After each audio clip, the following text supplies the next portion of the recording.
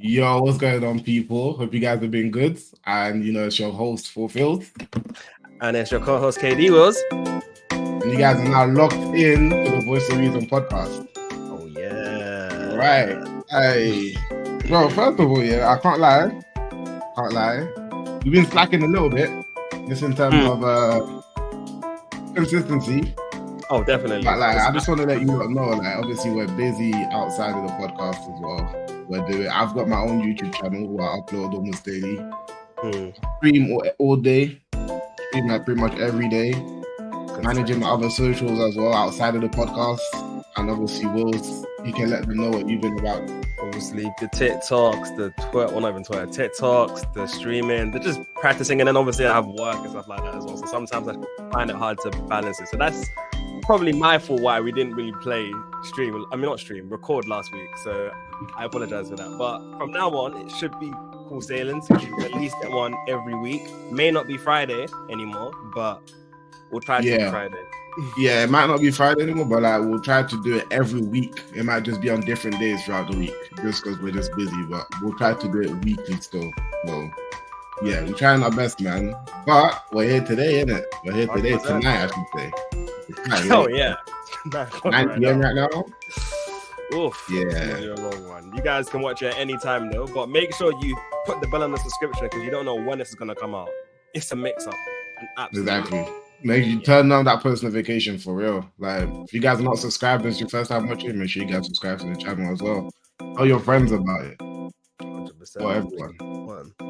All right. Okay, man. That's pretty much it. Also, quick sneak peek teaser, I guess. Oh. Yeah. Well, Wills has been cooking something up.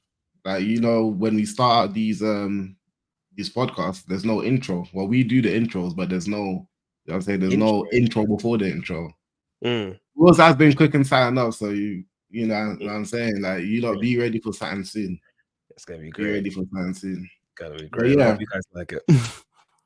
Most of the editing stuff's been Wills, the TikTok edits, that's Wills.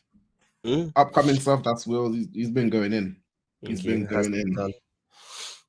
But yeah, man. I mean, it's another podcast, man. It's another podcast, bro. After the last one, that was crazy, though, isn't it? The last one, bro. I don't think I laughed that much in a while. You know what's crazy? Before we even started recording, yeah, it was crazy. Then we started recording, and then after the recording, there was more. Like, it's insane.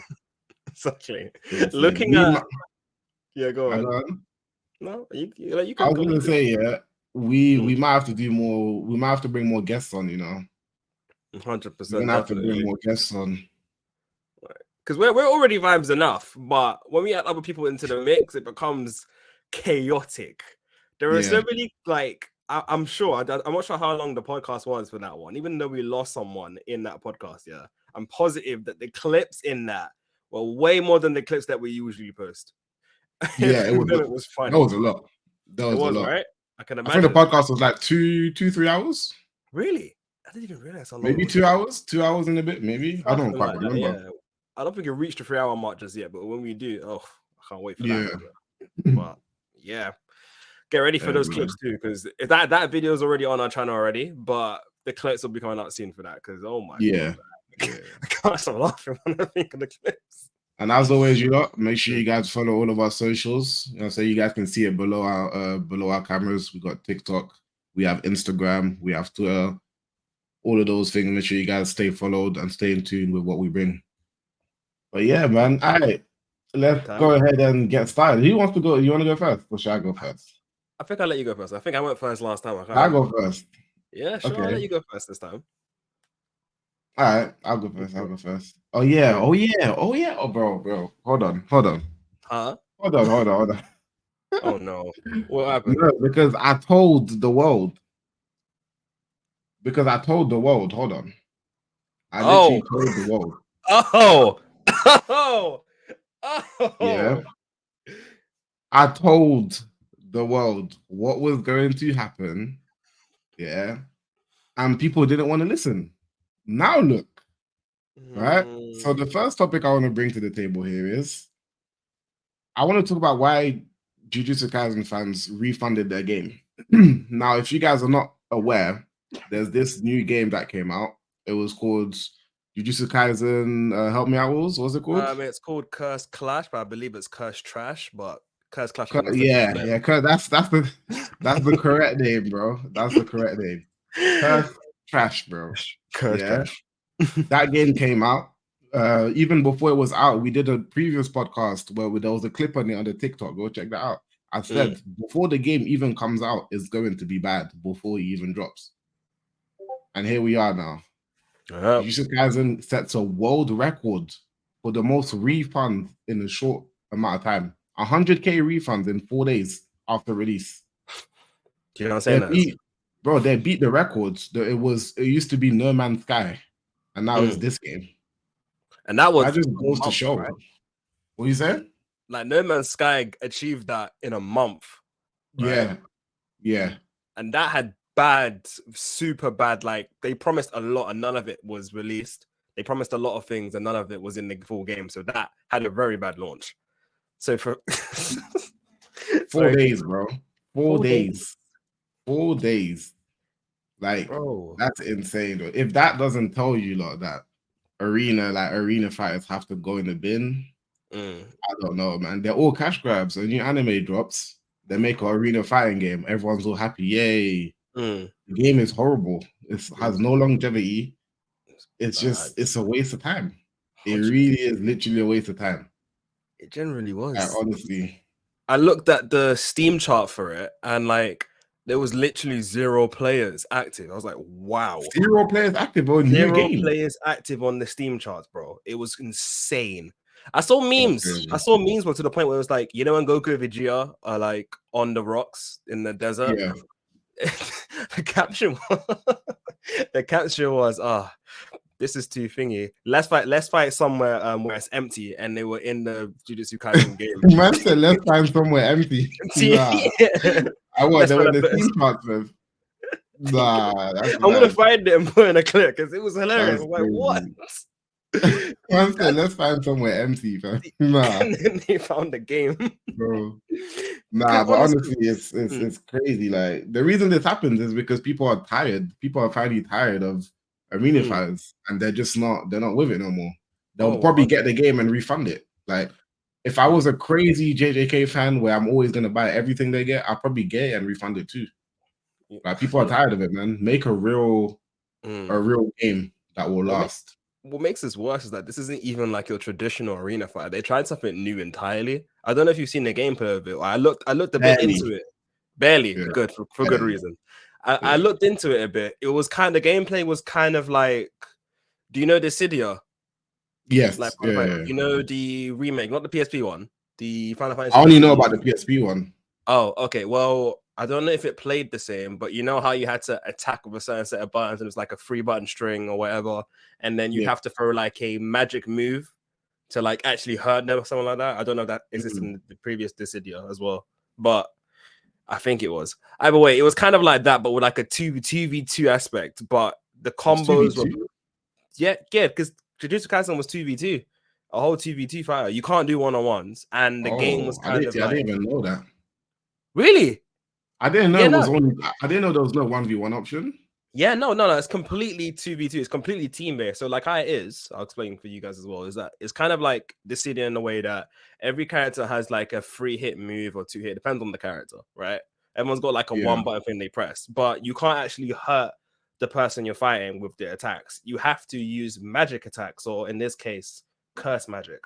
Curse magic. But in Dissidia, it would have been like brave magic or H or MP attacks.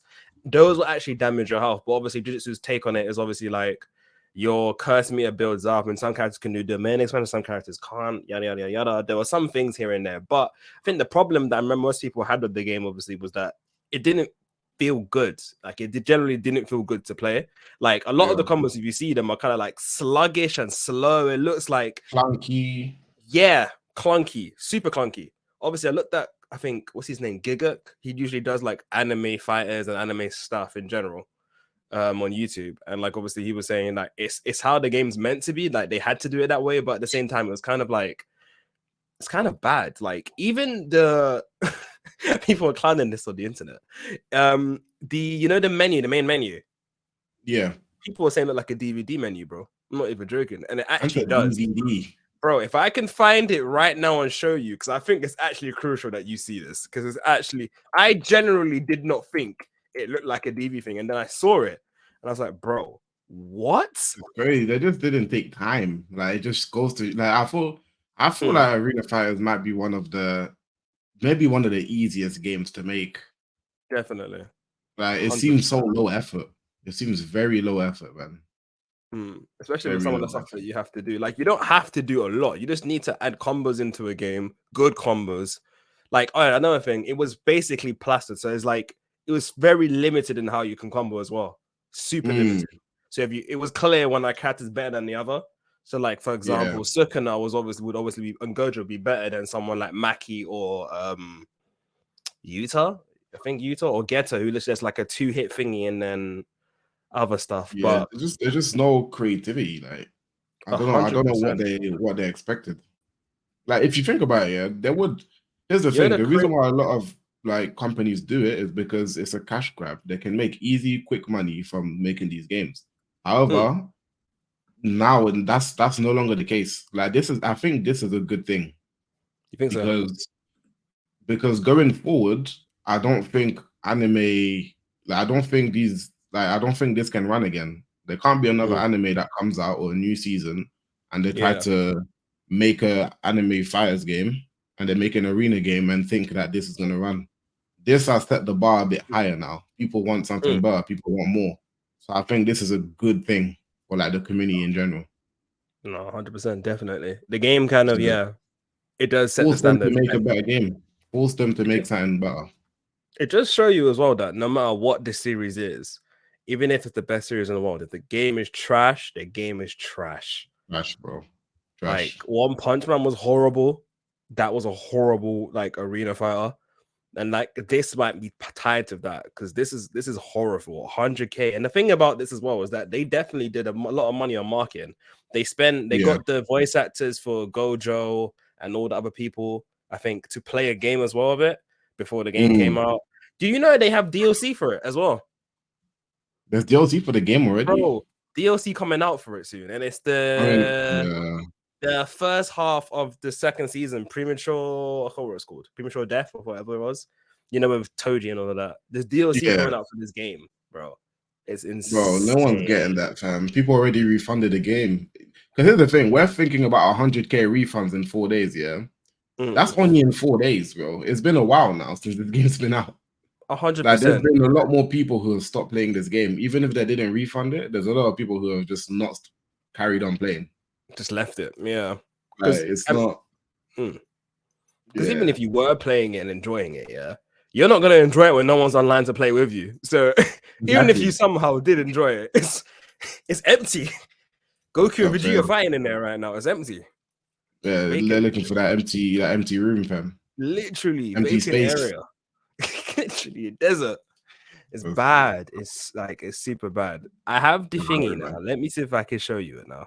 I have the you can see that, right? Yeah. I'm going to show you this and tell me what you think of this, because this generally is actually astounding to me. This the menu screen, yeah? Can you see that? Yeah. Oh, it's not way. That's the menu screen, yeah, with the theme. Oh, it plays like an opening pretty much in the menu. This is the menus. Yeah. Why does the top of it look like freaking... It looks like the top of the top of it looks outdated, but the actual scene is fine. Yeah. But the top part looks outdated. No, 100%. It does. It's funny though, because top part looks outdated. It generally looks like a DVD menu, bro. Yeah. This is the music is good though. I won't lie. The music is definitely good. See though. Yeah. Because like usually when you make menus, whatever you click on changes the scene, right? But this is just playing through as if. Yeah, it's playing through like I'm watching a movie, fam. 100%. That's basically out there. But yeah, literally. Yeah. So it was kind of like I'm not a fan. But Not a I guess fan, the man. OST is good. That's the only thing I'll give it. The OST is good because you can't really mess up Jujutsu Kaisen in the OST. I don't think you Yeah, it's can. alright. Right. But yeah, Yeah, that was shows. yeah. That was my first topic. I just wanted to talk about that real quick because It was yeah, important bro. to be said. Next time, listen to us and don't buy it. And if you're one of the friends that, because I saw one of my friends actually buy the game and I saw him playing online, I'm like, bro, you're usually the first person to stop getting stuff like this, and you got this. Bro, stop saying. I was That's what I'm disappointed. saying. 100%. Stop getting baited, fam. Stop getting baited. The worst thing is you can't even say that it's been baited because like they showed you exactly what the game was going to be like. They showed you the little teasers of them doing gameplay, the little 30 seconds, bro. It was like it wasn't even. Oh man, they did character intros as well for the intros, not intros, but they like character gameplay. Yeah, showing like gameplay trailers. Yeah, no, not even the trailers. Like literally just raw footage of them attacking. Oh, and it was literally you can literally boil it down to 1, 2, 3. Then a magic spell on nothing. It's kind of like Battle of Z, if that makes sense. Battle of Gods. Like it was horrible, but yeah, 100k refunds in 4 days after all of the marketing they tried to do for the game is insane. Honest to God, crazy, man. I didn't think it was gonna flop like that, but yeah, wow. You know what? Now that we're actually on the topic of JJK, are you is this topic done? Or are we still talking about this? Yeah, I'm done. I just wanted to talk about that. Yeah, I'm done with mine. Well, since we're done talking about trash Jujutsu Kaisen game, we can talk about the goated flipping anime because I have a question for you. Okay. And if you haven't seen Jujutsu Kaisen Season 2, just Shibuya arc specifically, you might want to skip ahead at the timestamp. Yeah. Because there was going to be spoilers. My question to you, Phils, is because obviously I know that you didn't like Season 1 as much as you like Season 2. So my question for you is for this season, what was your favorite episode and why was your favorite episode? If you were to have one. Yeah. So my favorite episode is I don't remember the number. That's fine. But I remember this scene, and when I describe this scene, you'll know which episode I'm talking about. So my favorite episode was the episode when Sukuna had finished taking over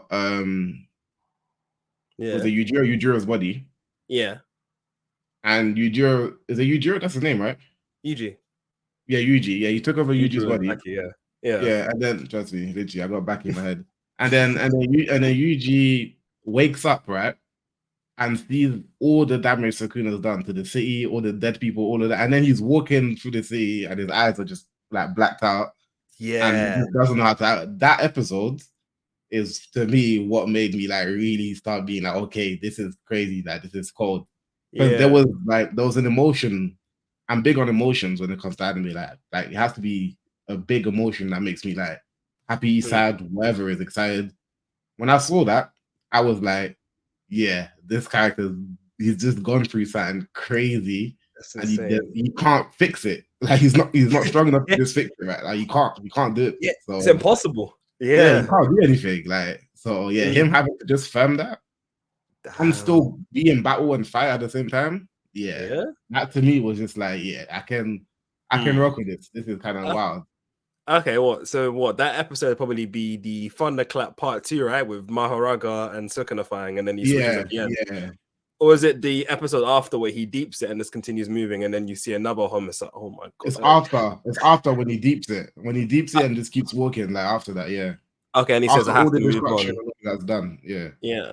I think what was the quote? He said, "I have to move on, otherwise I've done." I can't remember what he said. He was like, "Otherwise I'm just a monster," or something like that. I have to move on. Yeah. No, to be fair, that was nuts. That was my favorite episode of the whole thing. Really? You know what?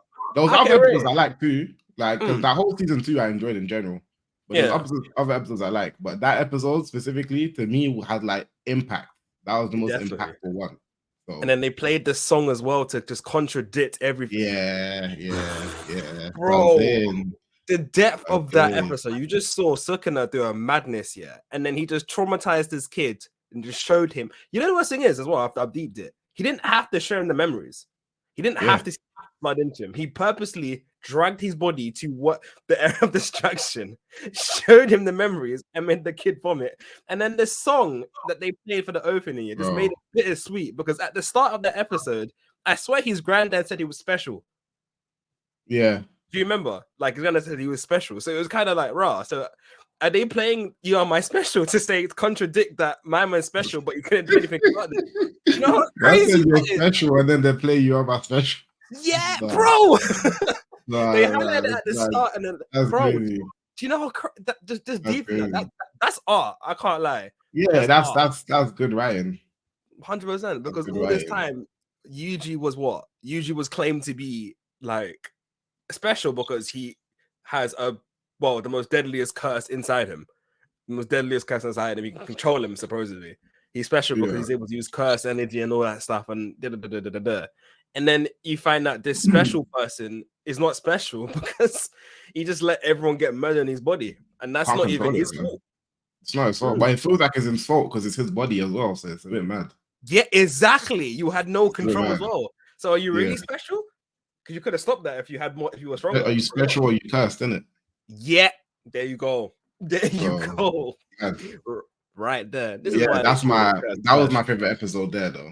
That was my favorite episode. Sure. Nice. All right. Well, my one isn't far from yours. It's actually kind of crazy. Mine was Thundercat Part 1. What episode was that? All right, so I'll explain it from the stump. From the episode, this is an episode where Toji just came in, beat the living brakes off of that squid. Yeah. Then he saw his son, didn't know it was his son, beat the living hell out of his son, threw a truck at him, because ran through a truck into the sky, beat up all his bunnies by tapping. Bro, the what he did to his son in that fight was even that was crazy. That was mad. Yeah. That was mad in itself. Yeah. Then he realized it was his son, and then he killed himself. He offed himself. I was like, literally, bro, that was the crazy part for me. He realized it was his son, and then was like, wait, then he asked him, like, what's your name? Yeah. And then man just offed himself, like, bruh. I guess he was just happy that, Megumi wasn't, a Zenin, and Gojo did what he said he was gonna do for him. So he wouldn't. You know what else is crazy, bro? Flippin' Toji entered the domain expansion. Yeah, for fun. He just entered it. Like, man just went into it head first. Like, he didn't care whose domain it was. He just went into it. 100%. Because Megumi, I think, opened it up, innit? So someone could get in. He and put Toji a hole. Just he put like a hole. And Toji just flew in. I was like, crazy. yo. And that's not even the craziest part of the episode that I'm talking about, because obviously we just saw him off himself. We're like, okay. Then we see Ghetto's disciples or wherever they were, about to fight Panda, my man. And then you hear the menacing laugh of Sukuna, bro. Or just Sukuna is that the meteorite episode? Is that the meteorite? Yes, Thundercloud. That's why I remember the episode so well. Thundercloud Part 1, because I can't lie to you. Sukuna was laughing. Everyone heard the laughing, bro. Man started a what do you call it? Was it in RPGs like a limited time event, real time event, bro? He came in and spawned and was beating the shit out of Drogo, bro. And it makes man said, don't move until I say so. That was nuts, bro. He said until I snap my fingers or something. Yeah, so I clapped, bro. Man was beating the hell out of Drogo, What made it more bittersweet, is that Drogo asked Geto at one point, how many fingers am I strong? Like, how strong am I compared to Sukuna's fingers, And man said 9. And it makes it more worse considering Drogo gave him at least over 10 fingers. So man purposely made him stronger. So he might have had a better chance and all you had to do was hit him once. And the amount of like animation scenes in that one fight, bro, Sukuna was taking a cakewalk. Man was walking into I don't know if you remember it, when Drogo was dashing fire into the what is it? The shop or whatever it was, the building. And the Sukuna was just walking like it was nothing and then showed to the side. Then man got absolutely smoked, man. Bro. Through the building, everything, bro. He got absolutely smoked. Man made a cross with the building, jump scared him, kicked him up like he was playing Blue Lock, dragged him into the ground, bro. From the top row, bro. He did Jin to Kazuya, bro. Devil Jin to Kazuya at the start of the flipping hell sweep into the flying. Yeah, boom, yeah. into like the building, bro, all the way to the bottom, bro. And then on top of that, That was man, crazy. skating from the big meteor, yeah. I had enough time to see the other brothers and say, don't move, don't move. I said, Don't don't move move until I clap. And until I then man clap. clapped, yeah, but they didn't even have enough time to move. Yeah, literally. I don't know who lived. I'll be honest with you. I know Panda think he lived, but man was like, wait, and then bang, and it was literally like here. It was so close But to that them. just goes to show, like, they'd rather take a meteorite. They'd rather get Madarod. Yeah, they'd rather get Madarod, bruv, than 100. Yeah, actually have to face the Kuna. They'd rather just take bro. a full-on impact meteorite than face Like, the Kuna. literally, bro. And then It's mad. Sukuna just stood on top of the building like it done nothing to him. So stand on top of the boulder, like, huh? If it hit That's me, he might crazy. have done a good amount of damage. And then the last thing about the episode, the last thing I'm going to say, last thing about the episode, yeah, bro, when they did the showdown, man pulled out Fuga. Yeah, man pulled out Oh, Fuga. yeah, Yeah, that was called man the it was Quincy fan. literally, man pulled out the If bow and you arrow know and man said, that. arm yourself. Bro, Just the saddest thing about this is that we know Joker didn't win that because they just went to, they didn't even show them firing the arrow. We just saw him dead talking to his we dead just saw allies. it. Like, it's done, bro. Yeah. I was like, I'm sorry, It, guys. I couldn't beat him. bro, it just goes to show, like, bro, when Gojo's not there, it's GG's right now. 100%. Someone else has to rise. A lot of them need to train and rise to get to a certain level. Because like that, when bro, that was Gojo's sealed off, it's a locked long off. day. It's What's so GG's. peak for Jogo as well, yeah, is that when you actually deep it, he wasn't weak. Like, he literally almost effed off, like, what, 3 different people, I'm sure. Yeah, but it's just that he tried to fight the 2 strongest people, like, in the universe. He fought Gojo, then he fought Sukuna. Man was fighting above his pay grade. I don't know why he tried to fight the 2 strongest people about. So it made sense why he got fumbled like that. And it just It's shows great. you The power level in Jujutsu Kaisen is crazy. There's the guys at the top, and then it goes significantly lower after that. Yeah, it just drops. It's like, Yeah, yo, no one's on their level when it comes to that. nobody. So I wonder how they're gonna like bridge that gap with some of the main cast. With To Yuta see coming back, with Yuta back, I can't lie to you, it's a sticky one. Next season should be interesting. I feel like next season, obviously, I don't follow the manga, but I feel like next season should probably be like a training arc, man. I don't see what else they would do. I mean, despite unless Gojo needs to be unsealed as well. And if they can't do that, then there's nothing else to do than having a training arc for them to like bridge that gap right now. The thing is, Gojo's from the end of the last episode of this of season 2, they showed thingy. They showed that Gojo's now been haunted for treason, so now the Jujutsu Society is trying to basically kill him. So if he gets out the box somehow, anyone in his alliances are gonna get killed. So like, what's his name's been sent to go kill Yuji now, I believe.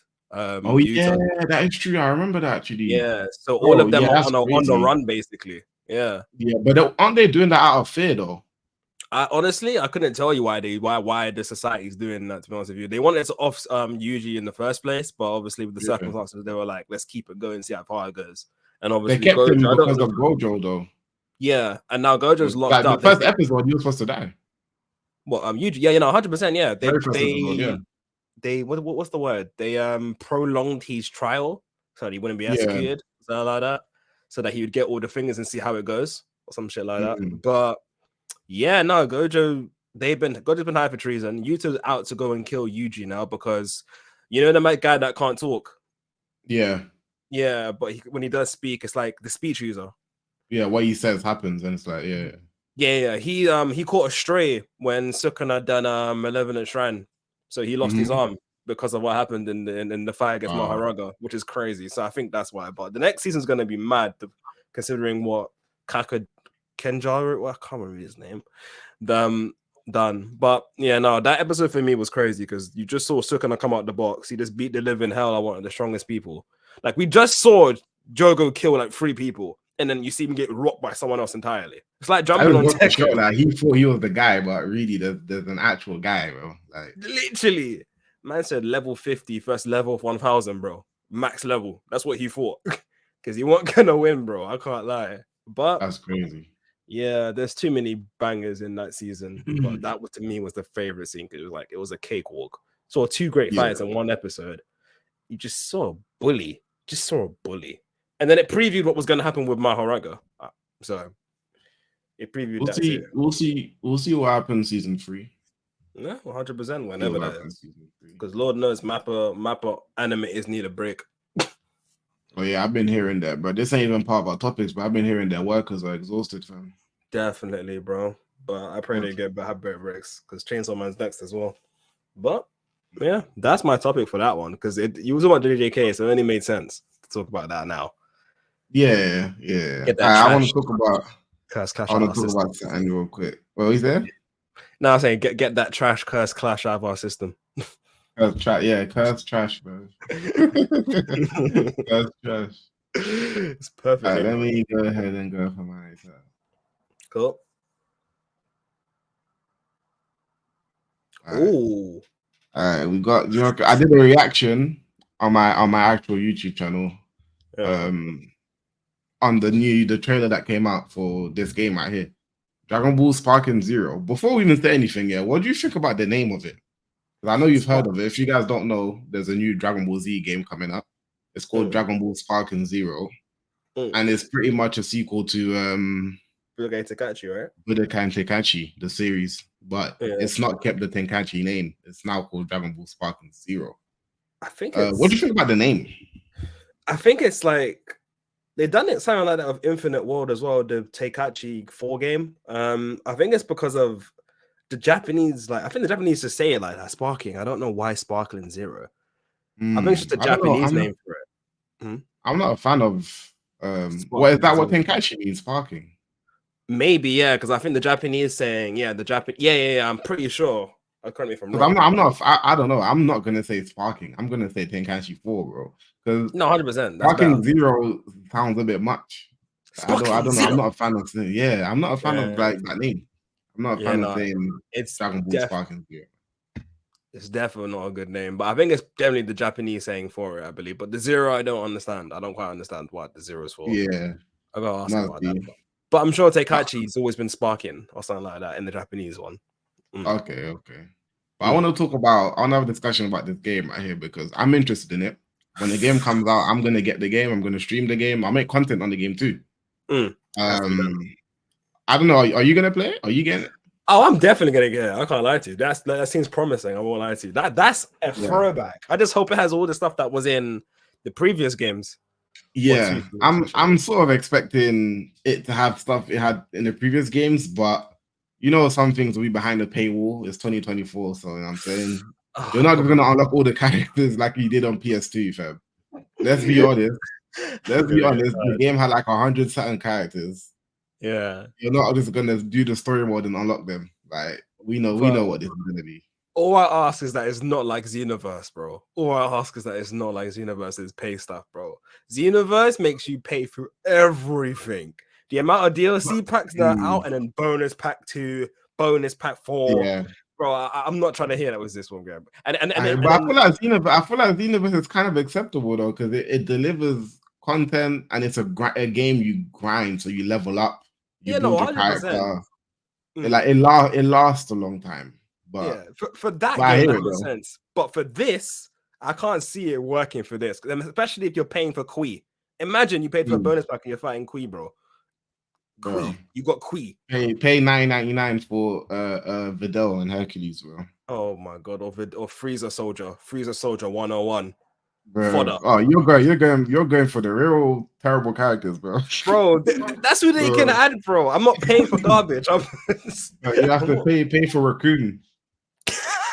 That's crazy, bro. I would actually march to Bandai Namco and ask them about that, bro. Because I'll appeal. I want to talk about the expectations for this game, though. Like, what sort of improvement? Because you've played some of the Tenkaichi games, right? Yeah, I played too. Yeah. What type of improvements do you want to see from those games? Obviously, graphically, it's going to look better. Oh, it already. What type of improvements do you want to see? See, I was so young when I played the game. It's kind of hard for me to know what exactly, but I did touch it once. Like as I got older, I did touch it once. I know that it was very. I didn't realize what the game was very like technical. Like you had to be. There was timing stuff. Yeah. You know, let me say one thing I like it. Some stuff, bro. This is gonna be crazy. You know, bro, if they make this game, bro, we're gonna go into that, yeah. But Yeah. bro, there was certain things in the game that was literally it wasn't skill, yeah, but it was like actual like human strength, bro. Like when you had to do bro, for And real, it yeah, was... bro. When you had to do the key blast clashes, yeah, Oh my god. and you had to literally get your pads and you had to roll this around, yeah, and whoever Bro, does it the quickest wins the the key blast clash. battle. Oh my Bro, god. that is not skill, yeah. That is literally, bro. If I'm not quicker than the guy, or I don't have the same amount of endurance, because we'll be here for a good 25 seconds going as quick as we can, bro. No, Your hands start 100%. hurting, bro. I used to have For like spots, like not spots, like I saw. cuts. I used to have cuts on my hand from doing that too Yo. much. Because I used to do it so quick, yeah, Yeah. that my joysticks on PS2, the actual like the mesh on it used to like Rub off. yeah, it used to rip off, and then it was just Oh, straight plastic. Like it used to like just hurt. you're battle hardened. Oh my god, that Bro, is when you're playing with your insane. sibling, when you're playing with your sibling and you're not You trying to know, lose, bro, it's a bit mad. you're It's a fighting bit for honor mad. on that. I can't lie, It's a 100%. bit You're mad. fighting for honor. So you have to win that clash. If you win the clash, it asserts Yeah. dominance. So I Can understand you that imagine that fully. though? Can you imagine being in a tournament, yeah, and you're doing the clash grand finals of a tournament, bro? Clash for the Oh, whole everyone's game. Nah. and it's like And they're last just, hope for both of you. they're just there for like 2 minutes, yeah. It ain't stopped. No one's winning. Nah. Someone's gonna Yeah. get that. You know how crazy that was? Bro, that'd be crazy. And then they're both on last half. So if they get hit by the clash, one of them's losing. And One it's of the them's final, losing. final One game. of them's losing. Bro, That that's would be insane. That would be the ultimate tournament hype. Like no, seeing two players doing that, bro. that'd be bad. That'd I be can't crazy. lie. I would enjoy seeing that 100%. That'd be That's mad. definitely expectation. I see it. That has to be in the game, 100%. That and the other one. Didn't they have like another one when you had to mash all the buttons as well? Yeah, but yeah, it was like a dashing up thing, right? Where they both super dash at each other. I can't remember that's what it was called. again. I think Something like that. Yeah, I know they had the clash in in Budokai 3, not Tenkaichi, yeah. Oh, they had the key blast wars, yeah. But there was also the clash, like melee clash, where they hit each other and you had to spin it as well, but it was with melees. I think I know about that one. No, I do know about that one. Yeah, That one's cold. That'd be sick. Yeah, I want to talk about. Yeah, no, go ahead, bro. Go ahead. No, go ahead. I'll leave it. I was gonna say in terms of improvements, yeah, obviously, yeah, the game is old. Tenkaichi's old. This is a new game, so they're gonna come with new stuff. I want to see, like, I don't know, like main menu. To be honest, the main menus were good in those games. I like the main menus. They were interactive they can as do well. some improvements. Yeah, probably the shop. They'll have a shop or store where you just purchase in-game stuff. Probably more cosmetics that you could add to the game, spice it up a little bit. Completely forgot about the cosmetics and that. I didn't think they had any in those games. Yeah, and then maybe different game modes. Maybe a 3v3 game mode but 3v3 but 1v1 though, no tags. Like once your character's out, your other character comes in, type of thing. Oh yeah, they had that in the old one, didn't they? When they died, I'm not sure straight down. Yeah, they did actually, but that needs to come back. That needs to come back. Definitely. 100%. That should be a thing. So you're expecting all the old game modes to come back in? Yeah. Yeah. And there's a game mode which was I don't even think it was a game mode. It was a game mode, but once you complete the missions in that game mode, you unlock something, and it's called What Ifs. This was in Raging Blast 2, I believe. In Raging Blast 2, there was this game mode called What Ifs, where it had transformations for characters that didn't exist. It was like a fantasy thing. So they had Vegeta as Super Saiyan 3. That never happens, right? But they had that in the game, and it was literally one of my favorite characters. They had other characters in that Super Saiyan 3 that never existed. Broly as well. I remember that. Broly as well, yeah. So I think adding stuff like that improves the longevity of the game, because Dragon Ball already has so many characters, right? At some point, they'll start running out. So having stuff like that it helps the longevity of the game and makes it more fun. They need to bring What Ifs back. I think The character roster seems like it's going to be okay for now. From what I've seen, from the trailer they showed, the character roster is going to be quite big at base launch. So God knows what they're going to do when they decide to do DLC. But I just hope it has the same style it had like back then. Because obviously it wasn't like, even the story mode, I didn't even mind that it had the text and the narrator was in there. And that was fine. That kind of made the story what it is. It made the game what it is, hearing the narrator and all that. But would you want it to have like more animated story, like animated cutscenes for story? And the thing is, what would the story be? Would the story be like a retell of like all up to now from Goku? I am Goku. I'm saying from Earth to Super, essentially. That's actually kind of hard to tell. You know, I don't know what they would. Do you think they should though? I mean, look at all the Dragon Ball games out, right? They have Dragon Ball Kakarot, Xenoverse. Like, it is kind of retelling the story over and over again for most of them, right? Let's not talk about the Dragon Ball Fighters story. Let's not talk about that. Yeah, no. You don't play that for the story. Yeah. I tried it. They made me play as Krillin for the first game, and no. What's upset? Yeah, bro. Nah. I ain't playing no Earthling. Literally. But yeah, I mean, I don't know what they could do for the story, then other than retell it again. Yeah. No, I mean, like, do you want it to be more like, you know, when they return the story, do you want it to be like animated scenes? Would you rather it to be like exactly how it was back then, where it was like they'd have the text talking about the prelude or like the context for it, and then obviously when you're fighting or about to fight, they have the little cutscenes in animation. I think animation dialogue. Yeah, they'll be talking and then the dialogue's written while they're talking. I know what you're talking about.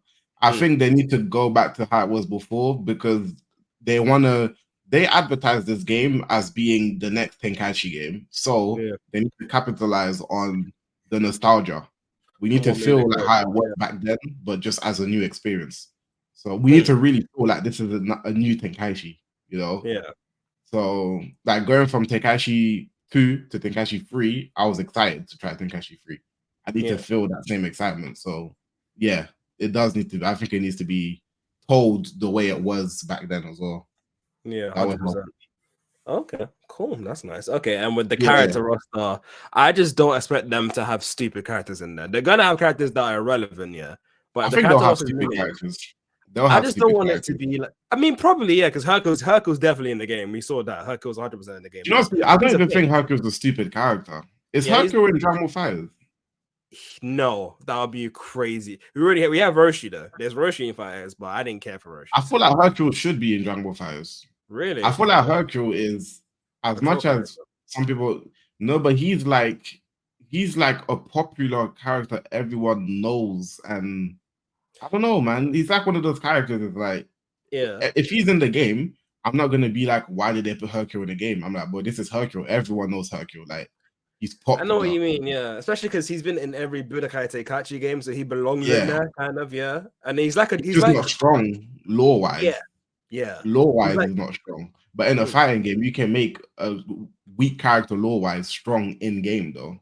If he's strong in game, I'll be upset, but fair enough, But no, you know what? If you win with me, and you're Hercules, as long as you're not a Cyberman and killing me, I'm okay with that.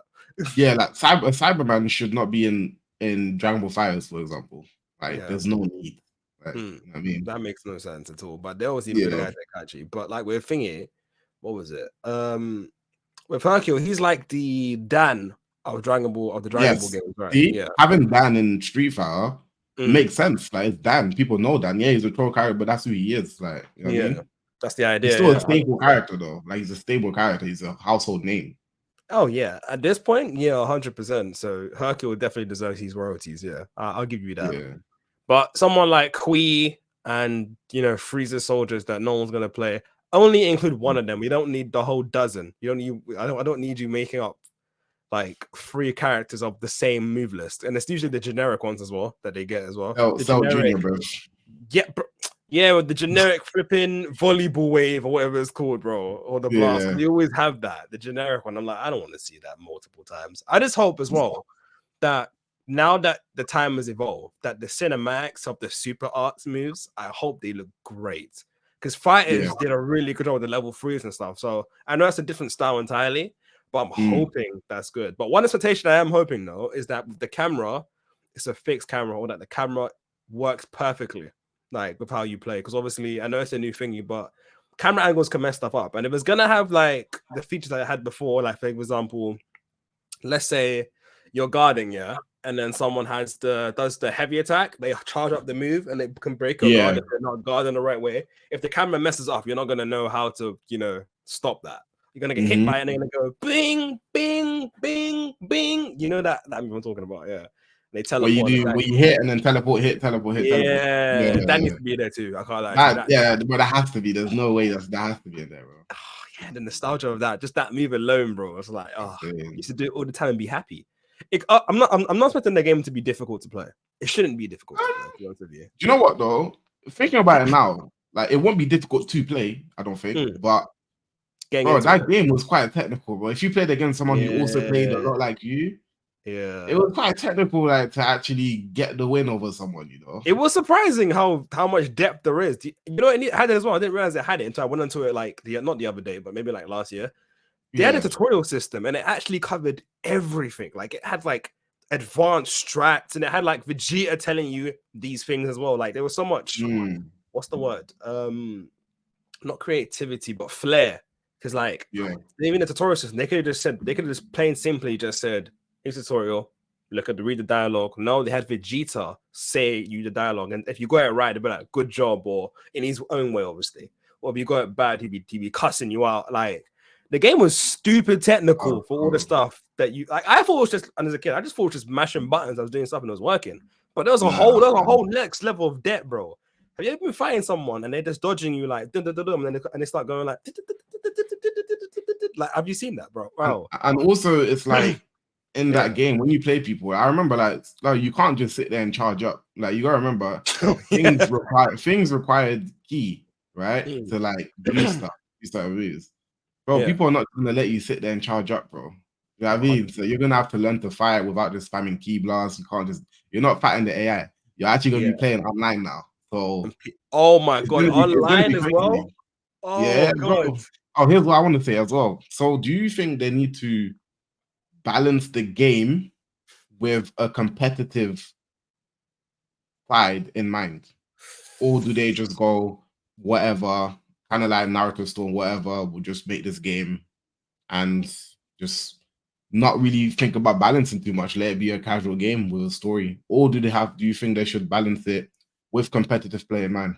And actually worry about characters being strong, weak.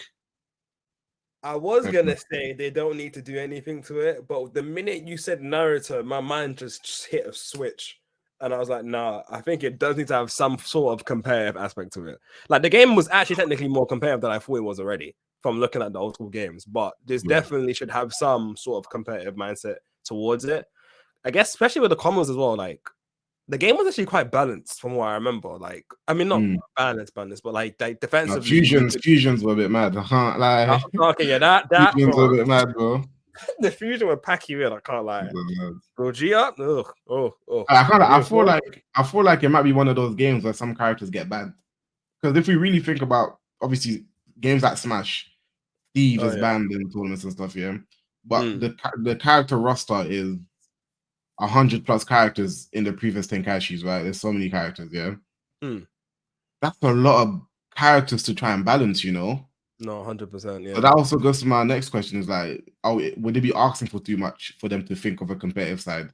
That's so many characters, and if that's the case, I feel like some characters will end up being banned. It's hard to have no characters that are way stronger than others while trying to give them different moves.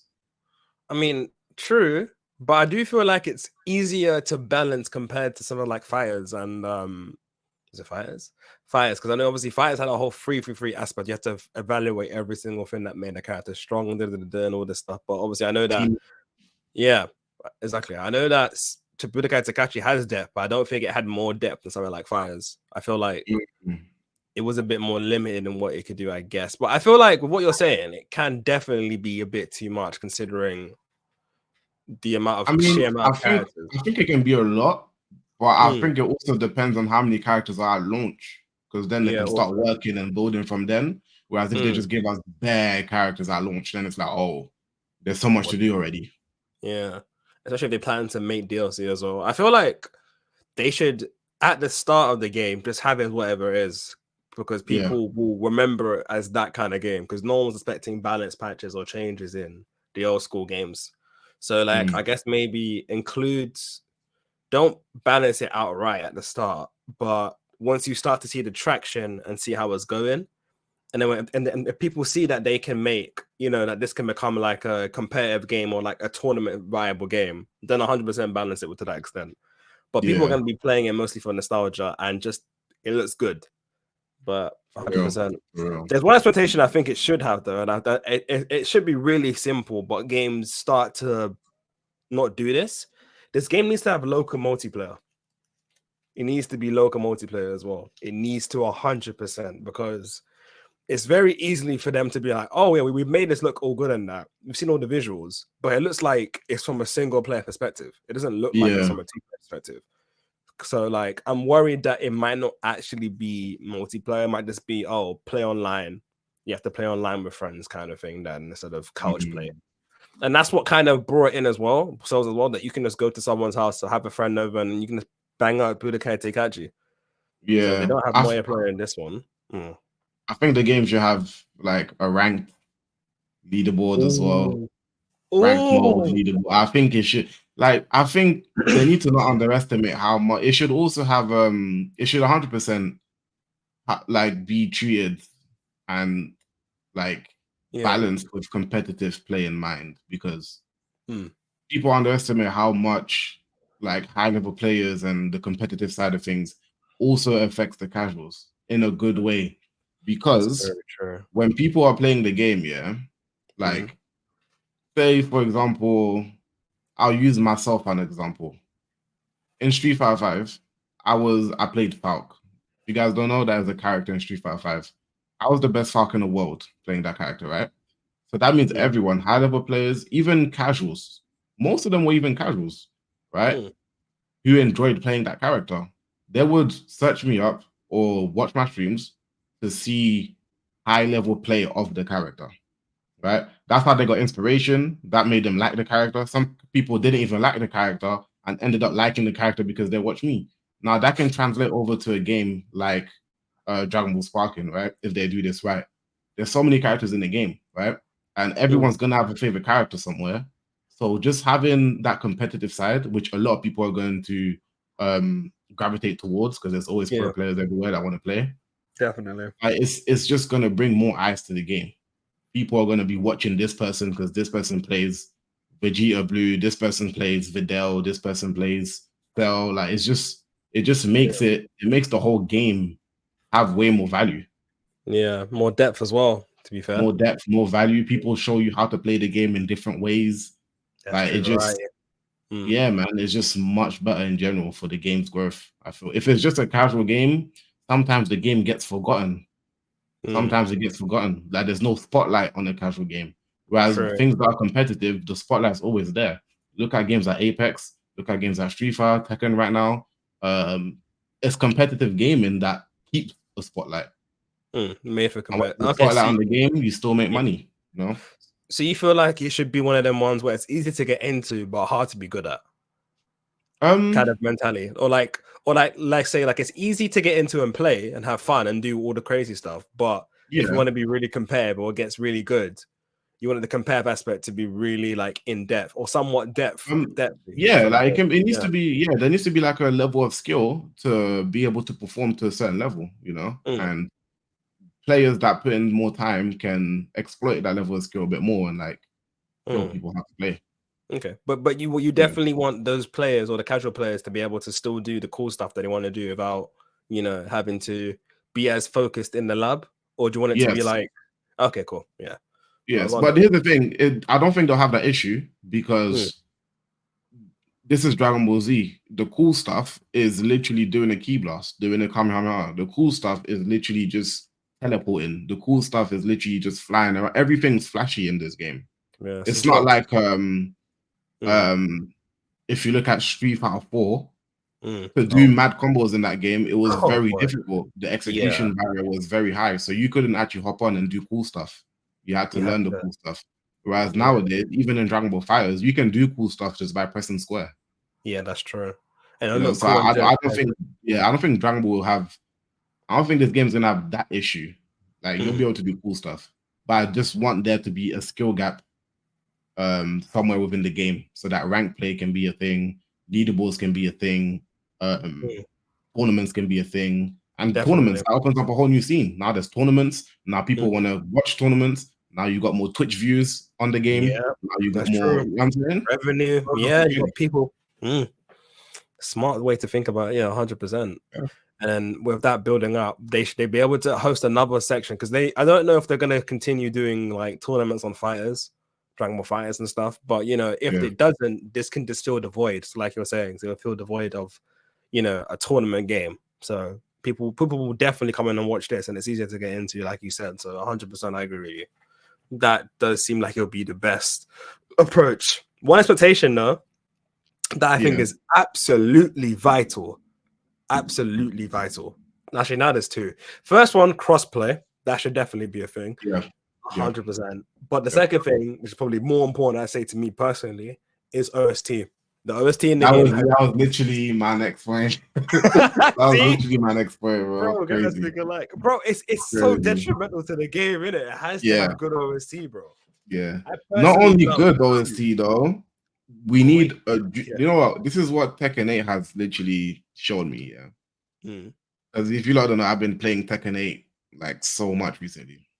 But in Tekken 8, there's a jukebox section option. Oh yeah. Oh, where you can choose the OST, the music from all the previous Tekken games, and you can put them on whatever stage, whatever main menu. You can pretty much choose whatever song you want and have it playing. And I think that's an important thing for this game to have a jukebox to where you can have the songs from either the anime or previous Tenkaichi games in the game. Yeah, that's true. I don't think like they can come with the original. Obviously, they're gonna come with the original OSTs. That's fine, but also have the option for people to change it to previous games music. Yeah. In case they get tired of it. So many people would get the game just because they're able to hear the OSTs from a previous game they used to play. So many people would get the game. The nostalgia makes it even more better to play as well. Especially if they add, another point as well. The stages from the previous game, some of them need to be in the game. The iconic stages, obviously, of course. Like the one like say Kame's Lookout. I reckon they'll do that, I reckon they will do that. I think that's just like a smart, obvious sort of like I think they'll do that. Do you think they'll add characters from GT though? All things considered. If they're smart. If they're smart. Okay. If you are smart, there is no way you miss out on Super Saiyan 4. 100%. Like if you're smart, there's no way you're missing out. I still don't understand, how in Dragon Ball FighterZ there's no Super Saiyan 4. There's Gogeta. I know there's Gogeta 4. Yeah. But that's not good enough. Do you know why? Because Goku Super Saiyan 4 and Vegeta Super Saiyan 4 is cooler than Gogeta 4. I'm sorry, their Super Saiyan 4 is cooler than actual Gogeta 4, fam. That is a hot take. I can't lie. Really? Yes, bro. Gogeta 4. Yeah. What's his most iconic move? Isn't it Big Bang Kamehameha? Right. Yeah, Gogeta 4. Yeah, Big Bang Kamehameha. Yeah, and then the confetti. That's a cool move because of what he's doing. But Goku Super Saiyan 4 Kamehameha times 10, the orange one, it looks better though. It looks better. I think, and also Vegeta Super Saiyan 4. What does he do? He does Final Shine Attack. That's the green one. The green. He does Final Shine Attack against Shenron, isn't it? I think he does Final Shine Attack, and that looks better than Big Bang Kamehameha as well. Like it just looks better. I can't lie, it just looks better. And I think the transformation looks better. I like black hair over red hair, everything. I prefer black hair, and then they got the red. Obviously, they got the chest and the tail. I prefer that. Okay, fair enough. I didn't think I'd see that expectation. Damn, but fair enough. All right, cool. I mean, as long as they have. Actually, do you think they should have the 8 forms as well? Do you think they should be included in this game? Because they were in the other games, but I don't know if they'll include. They'll be included, but here's the thing. Again, it ties to balancing play and stuff. Yeah. Yeah. I feel like some characters will be banned, man. Because if you look at the 8 forms, when they got hit, they didn't stagger. You'd hit them and they Yeah. wouldn't stagger, they'll just stay there, take tanking bare hits, and it's like in a Yeah, competitive environment, I don't think they'll let that run really. unless there's an easy way to stop it or like a limit to how much they can take. Yeah. Even down to the fact that their hitbox will be mad big and you're playing Mm. against a small character.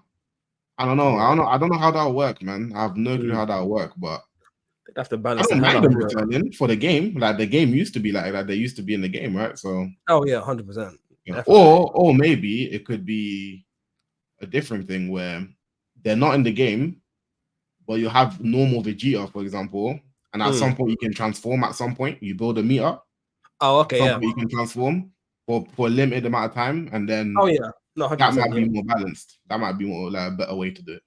Yeah, no, definitely not have them as 8 from the start. That's crazy. No, From I the don't think start, they and then even. we just Yeah, I don't think they had that in the Overs game. I think you had to transform into one, or maybe you have to I'm transform. mistaken. Okay, there we go. I Then. think you have to transform into it at some point. But yeah, Yeah, zoning and stuff like that will exist too. But I'm just curious to how they're gonna do Videl and all of that. I just hope that Goku Black is also in the game as well because they did a really good job of him in Fires. So if they want it to be a long, like if they don't want the game to have longevity, they should add all the characters at some point. Like all the main arcs and Jiren as iconic well. characters from each arcs. Jiren, just everyone. Like literally Goku Black. They should add everyone back in, man. And accessibility, I think they should add now because obviously the times are different. So depending on how complex the game is, I feel like accessibility should be a thing. For In what like what do you mean?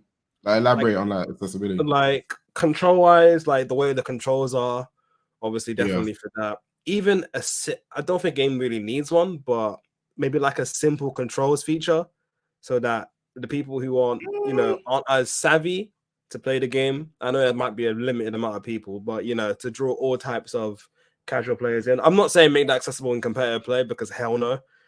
There's already that in Tekken 8, and I'm not trying to see that with electrics. But yeah, maybe some accessibility there, and obviously with people who are like I guess maybe disabled who aren't able to play games the same way as like me and you would be able to play it. So I feel like that would be very important feature because like everyone should be able to enjoy this game no matter their disability or what. Yeah, that's true. They need to have good sound cues. Like there's somebody in the Street Fighter community who is blind, right? But he plays Street Fighter and he's actually good. But he uses the sound of the game to play. In Street Fighter 5, the sound cues were good. So he was more optimal in that game. In Street Fighter 6, when the game first dropped, he had a lot of complaints and was like, oh, I can't hear the game the same way, which is stopping me from really being able to play. So I think they fixed it. I think they ended up fixing it specifically for that person. So that's good though. Yeah, that's good. It's important for them to have good accessibility, like sound cues, detections, whatever it is. No, 100%. Or even be able to configure it enough that the settings need to have good configuration. Because obviously back then it didn't necessarily have any good have any important settings, I guess. But now I feel like it needs to like be a modernized game. I know like they're all banking on the whole point of nostalgia and obviously the good quality graphics and bringing back an old game from the dead, but they need to make sure that it's modernized in the way like games are now, otherwise it's gonna get left in the dust. We don't want it to be a Jujutsu Kaisen. Yeah, we don't want to be a kind of trash. So I think that 100%. And also, yeah, go on. I was gonna say, bro, it's gonna be hard, but voice actors, bro. Oh, what voice actors for the game? Yeah. Oh yeah, Frieza won't be able to be in there, would he? Characters, voice actors. They're not gonna be able to get every person that actually voiced each of these characters. I don't expect them to be able to do that. I feel like they could, generally. Maybe. But all I'm gonna say is, I just hope the voice actors are good, though. I hope it suits each character, regardless of what they do. I hope it suits the characters. Would you settle for the main characters being an antagonist and stuff being the voice actors, the normal voice actors, and then the side characters being maybe not being the I'd be right with that. So Mr. Hercule not sounding like Hercule. Yeah. Would you be okay with being a different voice actor, Mr. Hercule? I don't know about that. That's too much stuff. As long as the game's good. As long as the game's good, I could settle for that. You know what? Okay, fair enough. I kind of want it to be like all the main actors are there. The only thing is that I know Frieza won't be easy to get because in case no one knows, Frieza, the voice actor for Frieza did pass away, the dubbed one. R.I.P. So yeah, it'd have to be. I don't even know if they'd even get the old school one, the one that sounds like a woman, the woman one. But who knows? Because voice acting's hard. Hopefully they can get a lot of the actors to come through though. Definitely the OG actors. That's very important. I didn't even think about the voice actors. That's a very good point. Yeah. So I also want to say, so in terms of like the base, how many characters should be at launch, do you think? And when they run DLC characters, should they do it one at a time? Or like how many characters should be in a DLC season? Okay, well, if the base roster, I'm expecting like maybe 60, 70, but then that's a lot of characters, and I don't know how much characters are relevant. I saw a lot of people say that they think the main roster is going to be like huge, yeah? I don't think the main roster is going to be huge. I think it's going to be a lot of characters, but in comparison to what was in the previous Tenkaichi games where you unlock each character, I don't think it's going to be that big. I'm going to predict. I'm predicting like 20 to 25 characters at launch. That's really low. Really? 20? Think about it, yeah. They're making this game. This game's been advertised for a while. The more characters they put at launch, they're missing out on potential money they can make from a DLC. So business standpoint. Okay. And knowing how things are nowadays, I'm like, 25 characters is still a satisfying amount of characters in the launch of a game. That's a lot of characters for a game that launches. 25. Yeah. Right? True. So it's like, and they can get away with it, and they can make more money by just making more characters DLC. Yeah, that's sort of what I feel like will probably happen, because I feel like every character is going to be locked behind a paywall. That's fair. That's fair, to be honest with you. I feel like it kind of will be.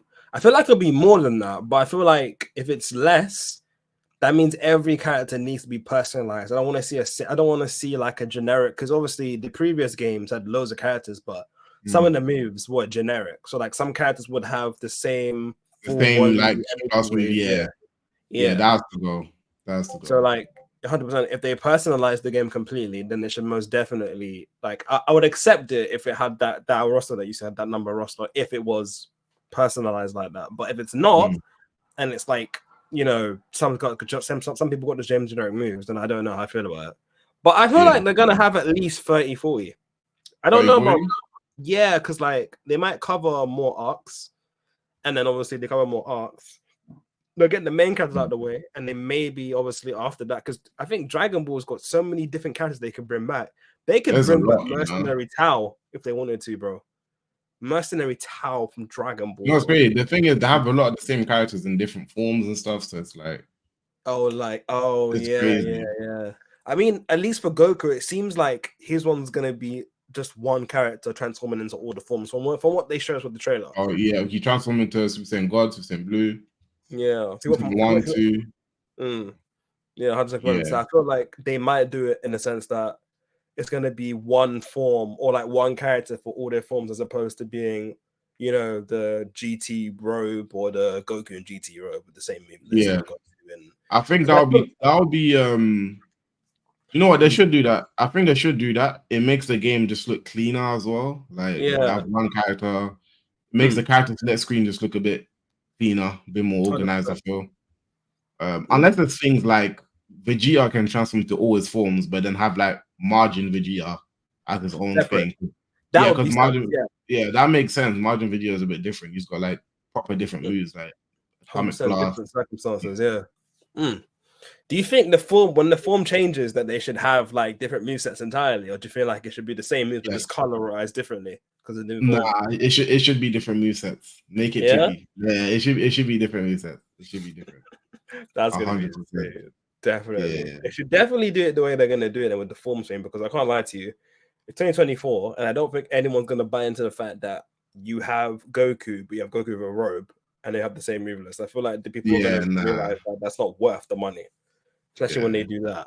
They're being very closely tight-lipped about the stuff that's in the game. They just showed you answers of gameplay. We don't know what the HUD's gonna look like. main the menus. We don't yeah, know any nothing. of that, man.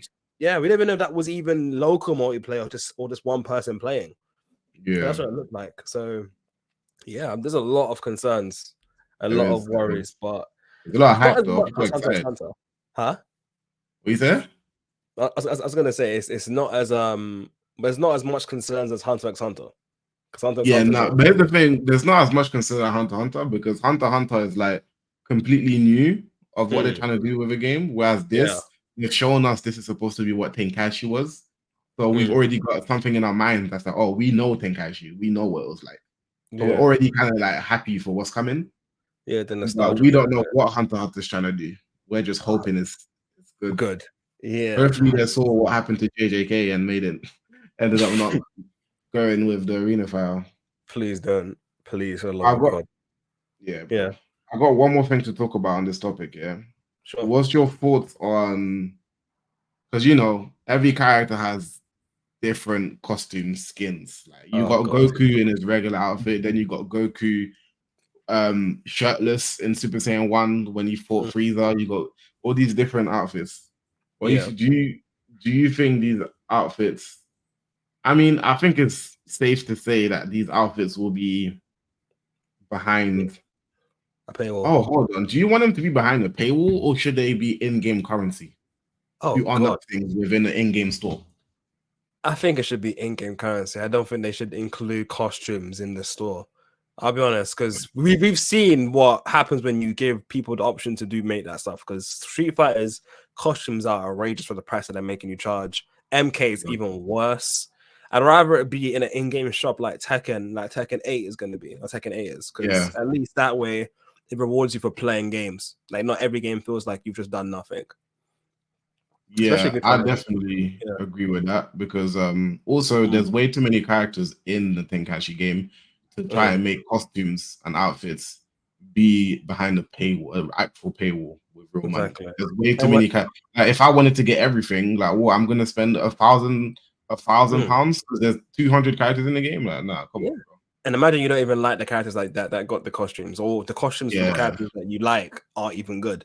So you just yeah. wasted money.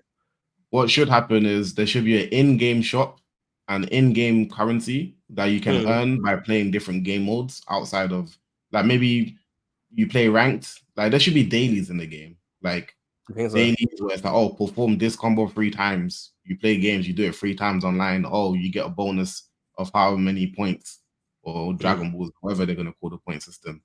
yeah. Is And there then any? yeah, man, you can unlock costumes and outfits within the in-game shop with in-game currency Mm, to get your costumes and stuff and cosmetics, etc. I think that's a much better approach. yeah. You know what? I agree with that too. I feel like that way it's easier for it to be controlled. And Yeah, obviously you can manage how much they get per thing. And then you can make the DLC like more about the characters, yeah, which more people about the actually, characters. yeah, Exactly. which people will buy into more than sort of Characters, story expansions for people that want that or whatever. exactly story Yeah. expansions as well, or even new modes that you want to incorporate into the game. I don't know what. Stages, Say again? stages, Pages. stages, Wait, stages. dangers. Like what? No, I Sorry. said stages, like Oh, stages. map. Sorry. Yeah. Yeah, My bad. Yeah. stages. Yeah, stages. I hear what you mean. With them ones, yeah. No, definitely. Yeah. Stages was the important thing. Would you want them to charge for OST? Like the old school OST? Like they did with the previous ones, or Okay. would you want it I to be wouldn't already I, in w- I game? wouldn't want them to. If they didn't, it would be perfect. If they did, I don't blame them because I think that people would 100% pay for Okay. the Dragon Ball OSTs. Like going back from Dragon Ball, Dragon Ball Z, Mm, flipping, or if they do it from different game, they could go so many approaches. They could put and the OST from the anime, or yeah. they could put the OSTs from the previous games. Yeah. Either way, it's all both. Either way, it's a win-win. And I think for I think for what that brings to the game, it's also worth paying for. Definitely. For what think about how many songs that is. That is so many songs. It's just Like like that's it's a a lot, bro. legacy. I can't even Yeah. think of all of them. It's too much. Legacy. Yeah, 100%. You got the old school So, Dragon Ball. The craziest thing as well about the Dragon Ball Z OSTs, yeah, is that you've got the Bruce Falconer mix. You have the old school Dragon Ball Z mix. Mm. They're two different sets of OST from the same series. So it's like it's insane. The Perfect Cell theme, and you have the original Dragon Ball. Like, bro, there's so many. So I see why they have a market in it. So they can't really mess that up. But the question is as well, do you want it to be a full price game, or are you expecting it to be like 50, 40, or expecting it to be like 60, 70? Because I don't know if it's gonna be on old gen like PS4 and Xbox, but I know for guarantee it's definitely gonna be on new gen and PC. So would you want it to be like full price, or would you prefer it to be like 70, 60, or try it to be like 50? Because the kind of game it is. I reckon it's gonna be a full price game because one, it's not just an arena fire. Two, it's this is the game. Dragon Ball community. Yeah, arguably the biggest anime community out there, like definitely. the number one biggest Dragon Ball, bro. Like, so I think they have the pull, they have the leverage to be able to do something like that, just make it a full price game, and then advertising it as the next Tenkaichi game, which everyone knows they have the leverage to do something like that. I think so. Definitely not. Yeah, you know, it's got the IP and legacy. It's like Gucci, because it's Gucci, you're gonna want to buy it. Yeah. So they could extort it, because Kakarot was like what, 60 pound? If they can make Kakarot 60, they can make this 80 pounds. What? Please Kakarot was 60? Nah, bro. And please don't listen to that. Please don't make it. Don't make it. Yeah. Keep it. Make it like 59, bro. Please. Yeah, I don't want to pay 70 for this. I'll be honest, because I don't want to. But I think it will be a full price game. Because Tekken wasn't the Standard Edition for Tekken. It wasn't even 70, and that game is one of the arguably the best fight. That game is gonna win Fire Game of the Year. I'm gonna say it from now. But yeah, probably will. Arguably. Well, I got what do you call it? Well, I got Tekken 8 because I got the gold edition. I got it for like 90, fam. Gold edition or Ultimate edition? Ultimate. I got it for like 90. I think it was like 90. That was 105, bro. I can't lie, it was expensive. Yeah, it was like 105, 102. I paid that. I was 105. Like, yeah. That might have been dollars. $105, which translates to like 90 something. Oh no, that man was pounds. So I don't know if I got robbed or maybe because I got in the PS Store, so maybe that's why you got on Steam. I got on Steam. Must be different. Yeah. But you can definitely get it cheaper if you wanted to as well. Oh my god, you're so lucky. But yeah, Steam, bro. That's my points on that topic, man. I'm excited for the game. Me too, man. I hope it's a blast, and I hope they listen to all our points that we've made on that because they're super important. All right, do you want it to be me, or do you have another topic ready? Now go on. Yeah. Yeah. Now I'm curious to what it's going to be about now. But I should make it back first. All right. Since we were talking about Tekken, I have to ask you, and I am going to show you this. Cool. My question to you, because I'm going to pull up a slide which will very much show stuff. This right here. This is beautiful. Tekken 8. I'll read this out. Tekken 8 sold 2 million copies in under a month. So it's been like 3 weeks, and they reportedly have sold 2 million copies. Previously, Street Fighter 6 sold 1 million in 3 days, which is actually crazy. 1 million sold, and MK did 3 million in 2 months. So this is already number one in the UK box charts. And obviously, it's joined 4 other titles in selling at least 1 mil. Power did it in 8 hours because of how crazy the game was. Like a Dragon Yakuza, which came out, I believe, the same day, actually. 1 million in its first week. Yep, same week. And then Persona, obviously, 1 million. And then Grand Blue Fantasy in 1 mil. This game, obviously, it's not more selling than Tekken 7, but Tekken 7 got over 10 million units in the whole course of its lifespan. My question to you, Phils, I believe, is what has made Tekken 8 so successful that it sold 2 million copies in under a month? Like, what about it? Because 2 million for a game is insane, especially a fighting game like that. And then within it's not even being a month has come past yet. So, yeah. Okay. First thing I want to talk about is they waited like the perfect amount of time. The first like I guess AAA fighting game that came out was Mortal Kombat, right? They showed the trailer and everything. Yeah. Well, after Street Fighter. And Yeah, after Street was it Fighter. Street Fighter? Which came? Street Fighter or Yeah. Mortal Kombat? Which came Street first? Fighter came out first, and then MK showed a trailer, and then it came out within like 3 months Okay. after its first trailer. It was Right. Fighter Street first, Fighter yeah. came out first. She showed this trailer, all of that. The game was out for like some months, right? Now, once that calmed down a little bit, Mortal Kombat got its trailer, came out. Yeah. And basically, Tekken was able to wait to see all the good and the bad from both Street Fighter and MK. For Street Fighter, people were talking about, oh, great game at launch, amazing, all of that. Then people started complaining about the mechanics in the game. People started complaining about this and that. MK, people started complaining about the netcode. People started complaining about features missing from the game. You can't be in training mode while you're waiting for a game. No Wi-Fi filter, no blacklist, all of these little things. Tekken was just sitting back waiting, watching the world burn while they're just sitting on trailers. And here's another thing. Tekken also spread out their trailers for each characters very well. And I think they had the best character trailers out of any of the other fighting games. The way they've done their trailers, the voice of the announcer in the trailers, that the UFC one. That was ridiculous. Like I think they've done that very well, leading up to the game. And they did launch parties, which me and you both went to. Yeah. They did launch parties in multiple different locations, which again it makes the game super hype, invited people in, guests, all sorts. I think that was a really smart decision. I think that helped a lot. You know, they even did like a firework thing as well, you know. Did like a I saw that. I saw that as well. That's crazy. Crazy, bro. Had them fighting in a firework thing and saying game's out now. That's in London as well. That was mad. But yeah. That was crazy. You look at the sky and you see Tekken 8, bro. Like, yeah. Yeah. You know they're gonna clear. Advertising everywhere as well. So you think what led to their success was the fact that they had the time to wait and see what the main competitors have done, and then they I also think that they executed well. Like when it came to what they did leading up to Tekken 8, the communication was good with Harada. This one thing I really like about Harada.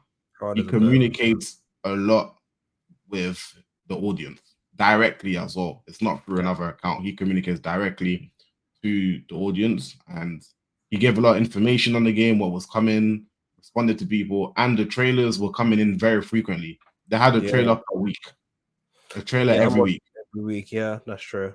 They run out of trailers and then had nothing to post because there's no characters left. Every week leading up to the very last week of the game launch. Devil Jin was like the last character, right? As well, they revealed Devil Jin. And that's character people are mostly hyped for as well after seeing that he was in the game, knowing that we thought that he wasn't going to be in the game. So when that came out, I was like, what? He's here? Yeah, no, 100%. So your marketing was really good for the team then, you'd say then. And next thing is I'm pretty sure they had more betas than anyone else. They had about 3 different betas, closed ones, and then there was an open one. And then open. The open beta. Yeah, open betas, and then they had 2 closed betas. 2 closed betas, 1 open beta, and then there was 1 actual demo. Yeah, so there was multiple different opportunities for people to try out the game before the game released, and I think that brought a lot of hype as well. It's better than just releasing 1 open beta and then that's it, or just 1 demo with 2 characters and that's it. A lot of people got a taste of the game. That's true. I think MK1 only had 1 closed beta and that was it. Yeah, and then Street Fighter had what? I think 2 betas. They already had 1 beta, 1 closed beta. They had 1 beta, and then they had 1 demo, which only had Luke and Ryu playable. Yeah, that was garbage. No, wait, hold on. I swear they had like another beta. I swear they had like 2 betas. They might have had a closed beta and an open beta. Yeah, I don't remember if they had another one before that as well. I don't know if there was 2 closed betas or maybe only 1.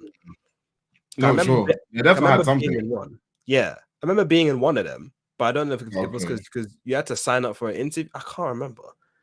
I think I was must have a closed beta then. But Tekken 100% had more. Tekken had 2. Oh no, definitely. Yeah. 2 closed betas.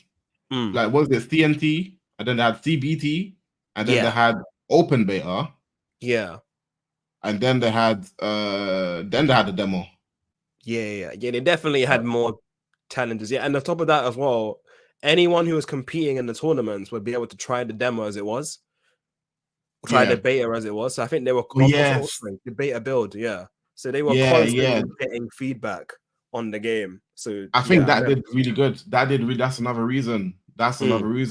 Every single tournament, because Tekken 7 was still going on at the time, right? The Tekken 7 Pro Tours. So, and also other events like just Tekken World Tour or not even just Tekken World Tour events, just other big events in general, where they'll take the opportunity to like, oh, this is an event, a function everyone's going to. Oh, we're gonna have stations. Yeah, we're gonna have stations where Tekken 8 is playable here. Like all of these things played a part into why the launch was very successful. 100%, because everyone knew what they were getting themselves into, and it wasn't really limited. There was loads of content out there as well for the game, and loads of, as well. And I guess the community is really good as well, because a lot of people were giving advice on how to play the game or how it's going to work. So like, it was very clear what you were getting into. Yeah, obviously there were leaks. Like, I think the only thing I didn't really get leaked was Mortal Kombat, which makes sense. But Street Fighter and Tekken were both got leaked with their roster. But despite that, the hype for them, both of them were still really good. So that's very true what you're saying, 100%. Yeah, with Tekken. And then, so did you have any more to add? Sorry, before I start saying stuff? No, that's pretty much it, bro. Yeah. Okay. Cool. Well, I also feel like obviously visually the game is appealing, and obviously Tekken is a legacy game. So some of the characters that weren't in the previous game got added back in, and some of the characters that were in the previous game look better than they did before. Devil Jin looks crazy good in this, and he plays crazy good too. Like Dragunov, I've never been a fan of Dragunov, but seeing Dragunov in the trailers, I was like, wow. Dragunov looks insane in this game. I can't lie. He looks 100%, bro. A tyrant. Yeah. But yeah, he's a whole tyrant, bro. Him, Jin has a whole overhaul as well. He doesn't even play like he does in 7. Like, a lot of people, when they were playing the CBT, were like, okay, so this is basically Tekken 7, because some of the combos are still kind of the same and the tailspin's the same. But when you start to play it, you start to realize, no, this is not Tekken 7. This is Tekken 8. And it does a good job at like showing you that, yeah, the core fundamentals are present, but you still need to be in the Tekken 8 mindset to win games or to do this and do that. And I guess obviously the variety of options as well. There's a lot of things that I think Tekken 8 does that the other two don't really do. For example, MK doesn't do this, but like obviously combat, like the way you play is very different in this game to other games. And obviously they have a simplified function for that. Like obviously simple controls, no matter if you hate it or not, like modern controls, like you can get by playing it and you can swap stuff. Like it's really helpful and useful for casual players to get into if they don't want to have to learn the game. But you know, it won't take you far if you're playing online, obviously. Yeah, simple controls are really accessible, and that makes a game even easier for people to play who can't really play it. Like, for example, if I got my mum and my dad to play the game now, both together, they'd have no clue how to play the game. But at least with the simple controls, it makes it feel like they're doing stuff, you know, like they're going crazy, that they're enjoying the game. And then obviously the sheer amount of options that you can do outside of ranked is really good. Like you've got the Tekken ball thing, which obviously if you want to play that, you can play that.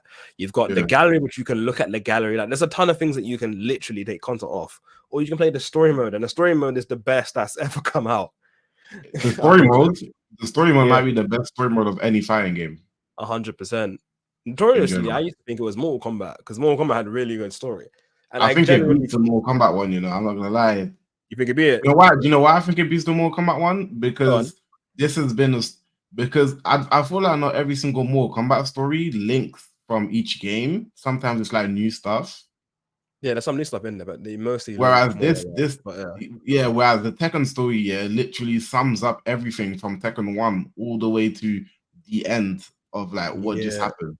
Like we've been watching the same back and forth Kazuya, Heihachi, Jin for how many years? Too long to finally see this happen. Like that's crazy. Yeah.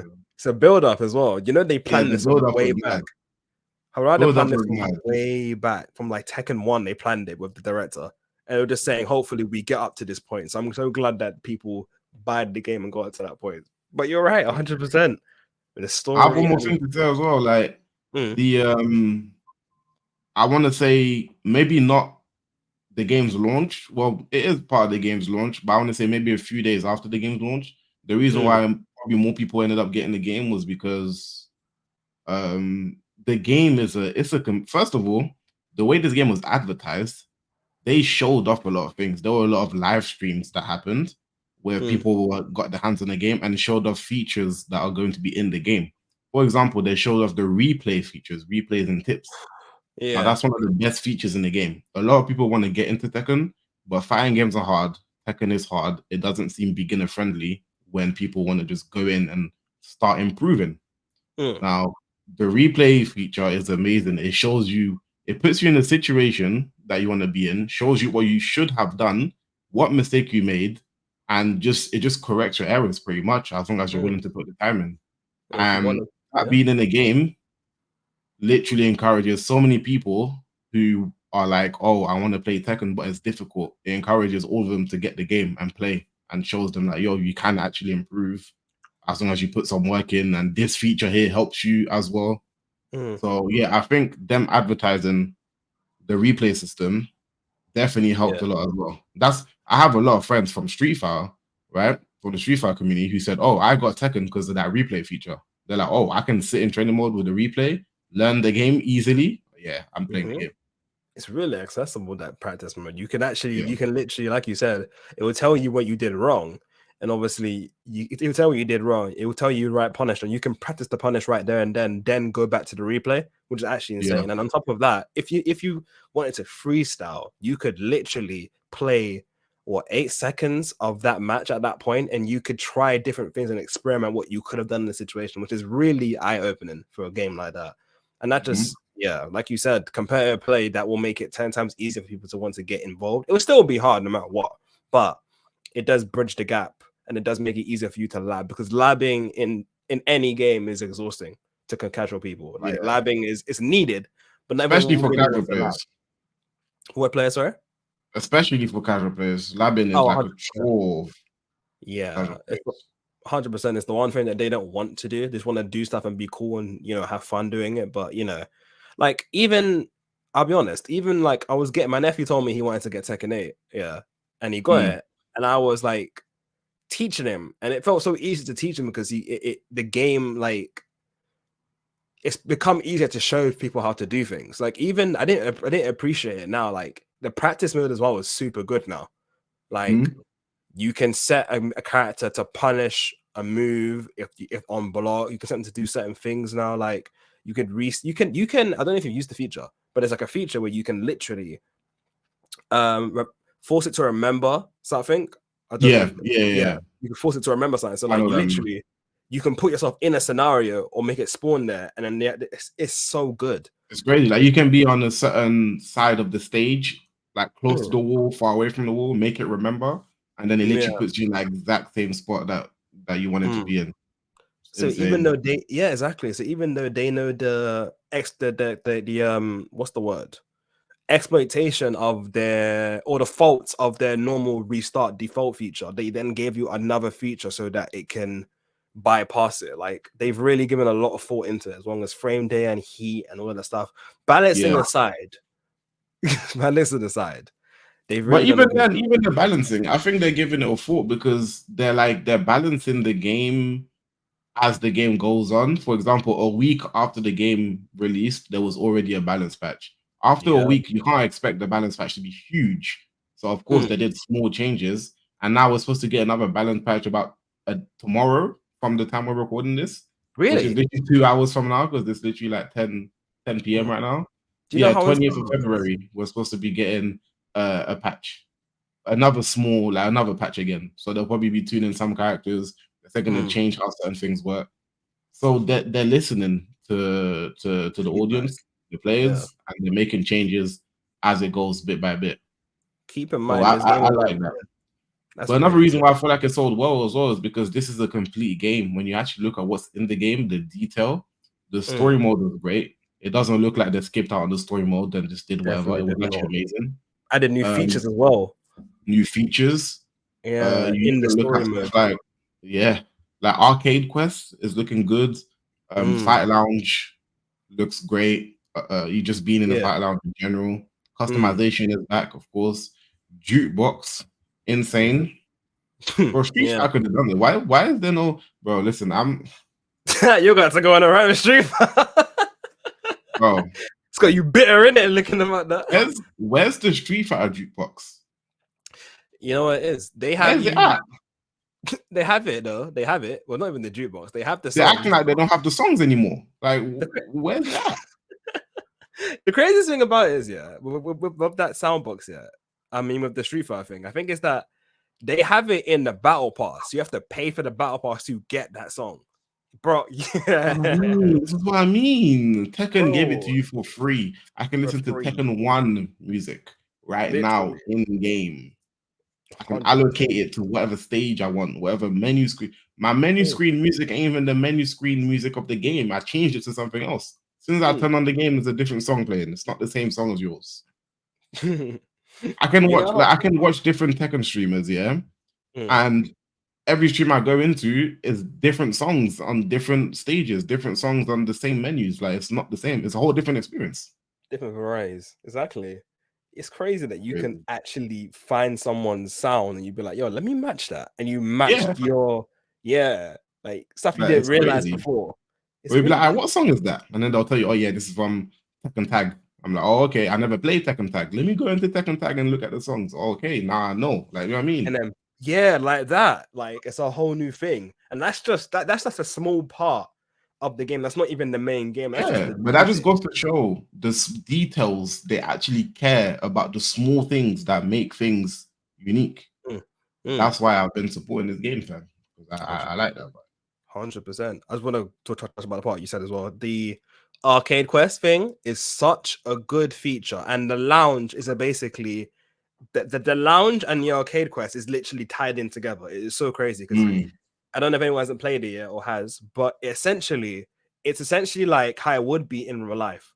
Like, arcade quest is essentially you as a player being involved in Tekken 8, like with the competitive scene. It's literally the FGC. You go inside there. You literally can go inside there, go on the little arcade machines, play ranks, play versus against whoever, and you can go into the dojo, the practice lab. So really and truly, if you wanted to just play Tekken, you want to go different modes, you can just go into the lounge and go to every single area you want to go into, which is really cool. And it's the fact that the story mode even gives you what it could feel like being on top of the FGC in this community. Like, you could feel like, well, not cooldowns necessarily, but you can feel like one of the pros. You know, you go in there, you talk, and the game teaches you how to play as well in this mode as well. So it's really good. It's a really good mode, like just for trying to see what it's like competing, how pros compete. Like, Street Fighter 6's lounge is not too bad, but when you compare it to this, I feel like Tekken 1 beats it. Like, a lot of the features you can just it's like they brought the arcade in Japan or whatever, the Korea that because you know how arcades were closed down basically. So you couldn't do their usual testing of the game for like that in that format. So they brought the arcades into the game. That's crazy. That's actually crazy. Even down to how the Fight Lounge looks, like presentation wise, I think it looks better than what the Battle Hub looks in Street Fighter. Definitely. And the customization thing as well, go in there. You can go and customize your character from the Tekken Lounge as well, bro. You just have to get up and walk. You want to train, you can go train. You want to go play okay, this is a thing as well. I feel like Street Fighter does as well, but say you don't want to play any games. You don't want to play the actual fight. You want to chill. You can obviously talk in the lounge if you want to, but you can go play Tekken Ball. Yeah. Like, although the limitation is that you can only play a line against someone if you go into the same lounge. That's the limitation of this, unfortunately. So you can't do like a lobby of it, but I hope they do like a lobby. You can make a lobby and just play that game. That would be really sick. But for the time being, that's not possible. But they should make that the fact that you can go and play a whole new game mode that they've completely fleshed out. It was Tekken Ball, which is volleyball, I believe, was from Tekken Tag 1. It was free, right? Tekken 3. I think it might have been, but I remember it being in like the old Tag as well, Tag 1. It might be free, it might be both of them. Free or Tag 1, either way. Yeah, it wasn't one of them. But they fleshed out completely so that you can see what's happening. It is a bit weird getting used to it first, but I'll be honest, it's actually kind of fun. I still haven't tried it. You need to try it, bro. It's fun. I can't we might have to run it. We might have to run it. I still haven't tried it yet. definitely have to run it, bro. I can't lie. You enjoy it. You'll get used to it, though. Some of the things you have to find out on the fly, but it's actually not as hard as I thought it would be. But it can get really competitive. I'll be honest with you. It can get like even Rage and Heat have different properties in this mode. Like, you can tell that they fleshed it out to match the game. Like they played it at the launch party, I believe, but I never actually saw it.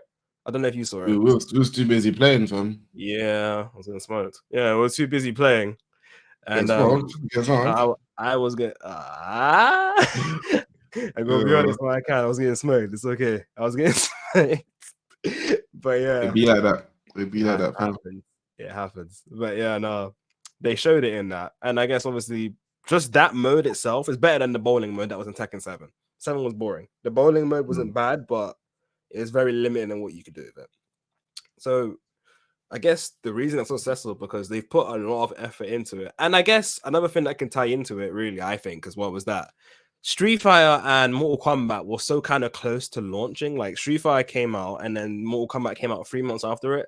Tekken had the biggest gap in between them for him to come out like a whole new year. Whereas, like, the only thing that came out with it or came out the day before it, which I don't think you even know the game, or maybe you might not because it's not as popular. Under Night in Birth 2. Oh, what a fight? Is that a fight? Oh, yeah, I do know the game. Yes, you didn't even know. Yeah. No, I do. I know what you're talking about. I know exactly what you're talking about. Yeah, but it's not really. It's popular. Yeah, it's not like a contender though. Like it doesn't compete with Tekken. I think MK messed up so bad, bro.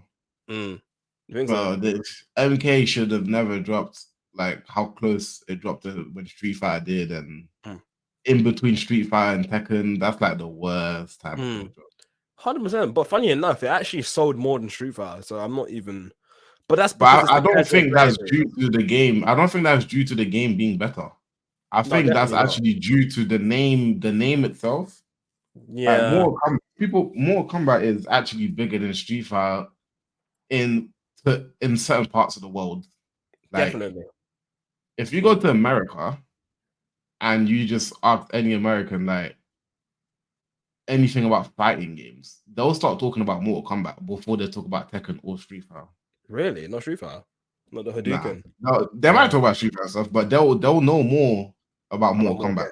They'll be like, "Oh, get over here," or they'll know more about Mortal Kombat. I don't know. That's just in certain parts of the world. Mortal Kombat is just the main go-to game for casuals, isn't it? For casuals. No, 100%. Yeah, definitely. Whereas Tekken is the more unknown one, I guess, compared to the 3. I want to say unknown.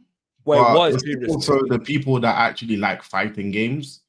Will just know more about Tekken and Street Fighter, of course. No, definitely. I feel like for casuals, Mortal Kombat is definitely the ones that most people would know about and get into 100%. But that's probably why because the most popular fighting game in general, of all time in general, it would be Street Fighter, like 100%. Yeah, definitely. But I don't know. Mortal Kombat is just more popular in some parts of the world, man. I guess.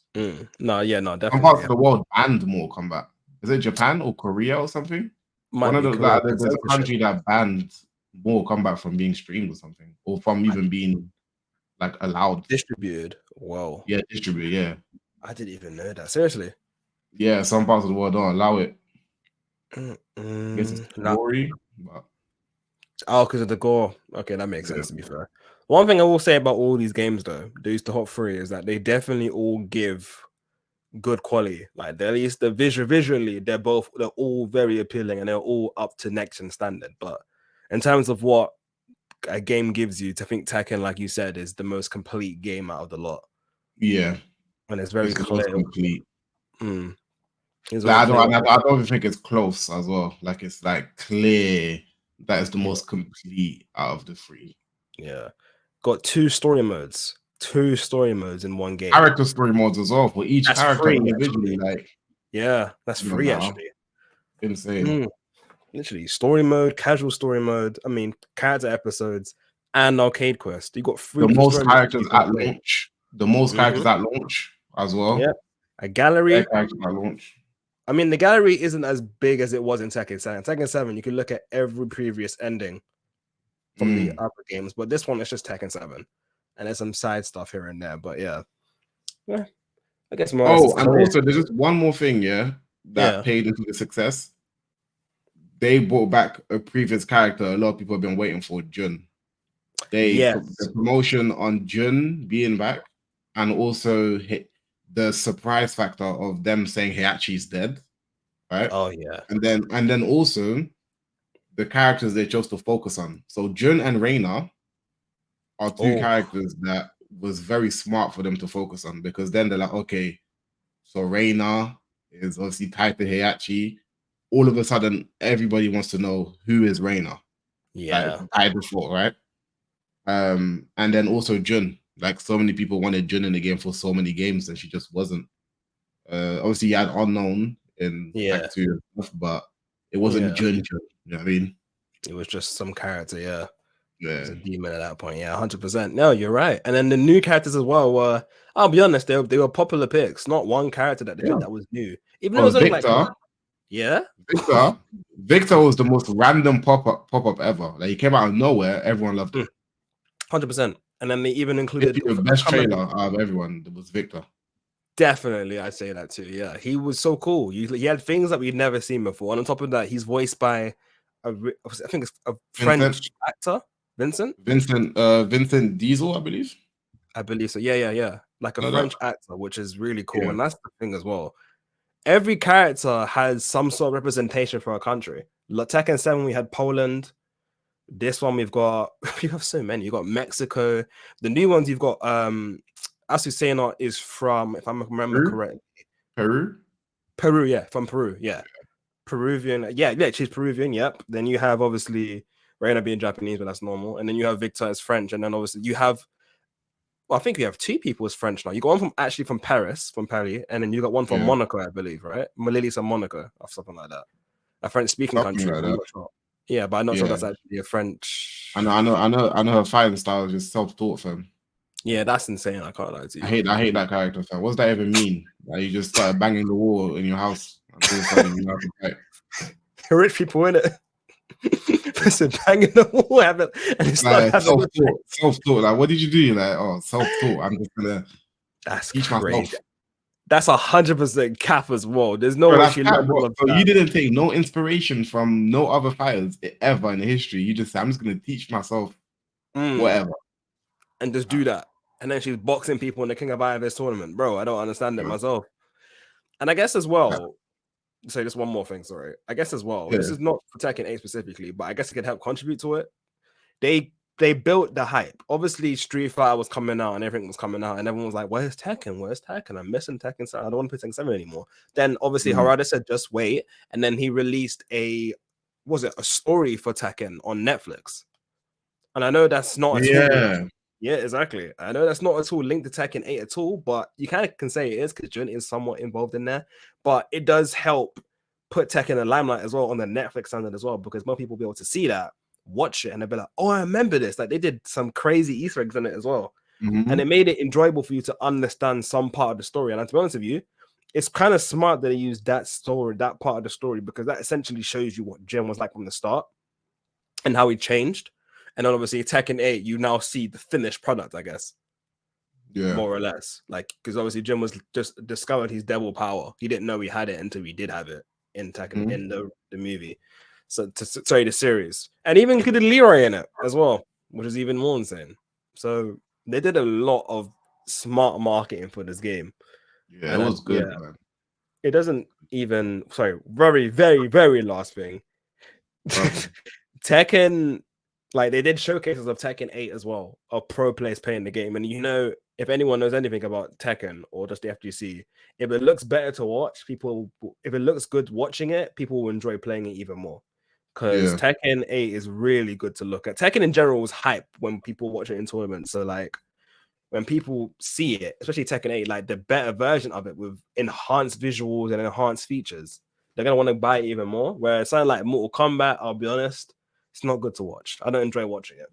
I don't. I genuinely do not. Like, I never have, really. It makes sense, though. It's better to play than it is to watch. At least I think so, anyway. Street Fighter is okay, but with Tekken... Nah, I can't lie. I watch Mortal Kombat before I watch Street Fighter. Really?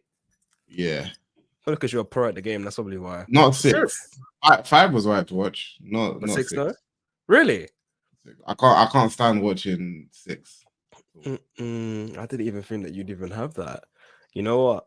Okay, in that case, I have another question for you. Yeah. This is about speaking of Street Fighter 6. This is technically about that. So my question to you is, well, you're gonna see it right now.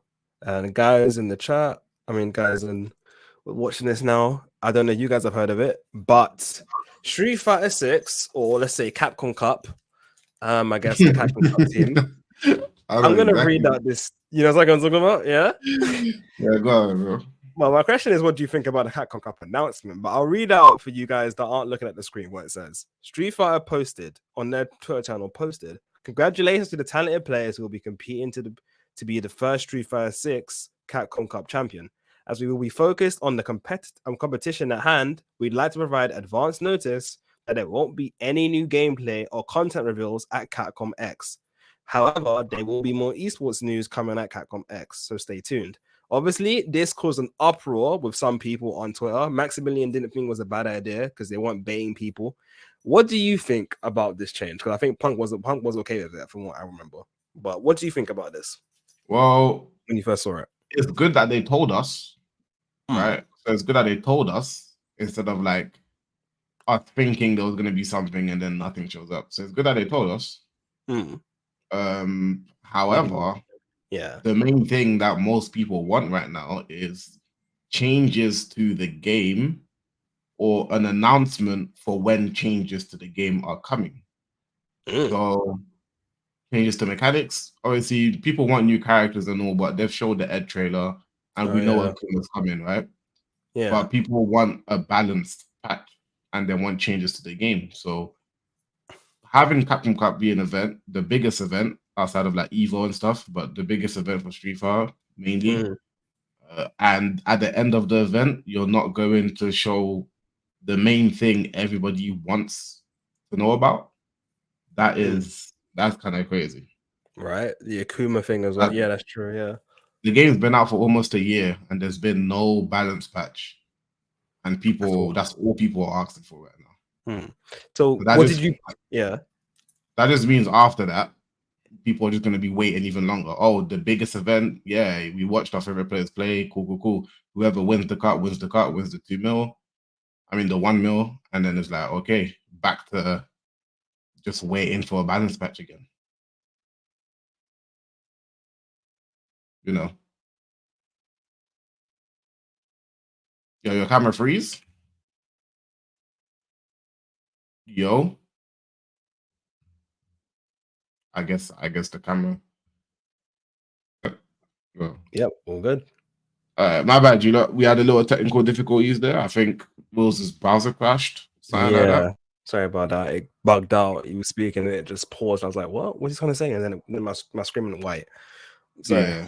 But all good though. Where were we? But yeah, speaking of the no announcement, like it's crazy. Like honestly, they should have been some sort of talk about the patch, man, about a balance patch. That's what the people want right now. And the fact that they're not giving us that, kind of insane. I reckon what they're gonna show is obviously they said esports news. So they're probably gonna talk about the new roadmap, right? They might bring offline Pro Tour back and keep a little bit of online stuff. What you said? Oh, that's not there. Offline thingy. No, that's Tekken. Tekken have it nice. Tekken have offline tool, which is like better. But Street Fighter, everything was online for their Pro Tour. It wasn't offline. There was only a few offline events, like maybe 3 for spot at the cup. Everything else was online.